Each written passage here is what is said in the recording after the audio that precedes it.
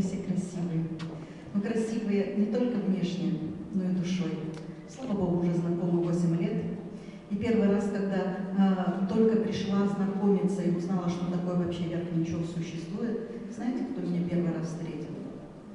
Встретил работник как раз центра и спросил: здравствуйте, что вы здесь делаете, может быть, чем-то помочь? Вот так вот я познакомилась с Верхничевым, у меня положительные эмоции были. В центре особенно замечательно, это когда, вот для меня было очень трогательно до слез, это когда на День воспитателя с Российской Федерации приезжают дети, уже повзрослевшие, и обнимают, и целуют. Я говорю: что это за мальчик, что это? А это, говорит, наш бывший воспитанник. Сегодня здесь ребята сидят тоже воспитанники, когда-то придет время, возможно, они своей семьей придут и поблагодарят своих воспитателей, своих любимых, знакомых уже и родных. Большое, конечно, спасибо. Но сегодня в вашем лице я бы хотела поздравить именно, как сказали, 20-летних.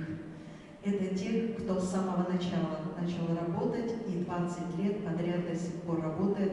У меня есть благодарственные письма от председателя Совета муниципального образования городской округ Сыктывкар с поздравлениями, с пожеланиями наилучшего, и с которые говорят, я читать полностью не буду, вы сами прочтете. И сейчас прошу сюда на сцену сразу Елена Михайловна, Афак Сабировна, Наталья Михайловна, ой, Владимировна, Наталья Михайловна. Мы знаем, кого мы приглашаем. Так. Итак, благодарственные письма. И, конечно, девочки, красивым девочкам цветы, аплодисменты.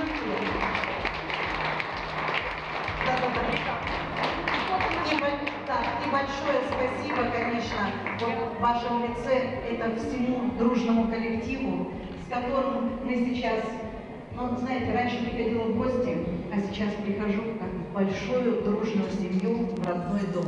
Спасибо вам за ту работу, которую вы делаете на благо нашего подрастающего поколения. Это наши мальчишки и девчонки, это наше будущее. Спасибо вам. Я вас люблю. Спасибо, Наталья, за поддержку.